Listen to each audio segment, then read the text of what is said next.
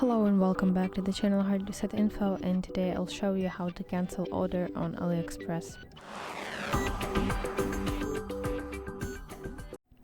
Open AliExpress application on your device, and then at the bottom go to your account, and then at the top you see My Orders tab.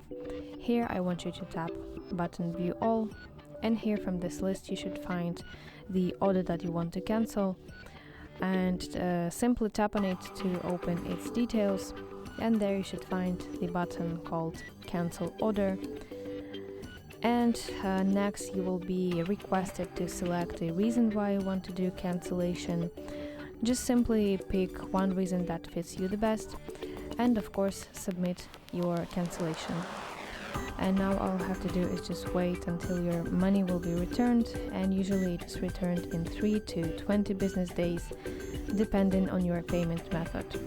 So that's basically it. I hope this video helps you, and if so, please leave a thumbs up and please consider subscribing to our channel. See you soon. Bye bye.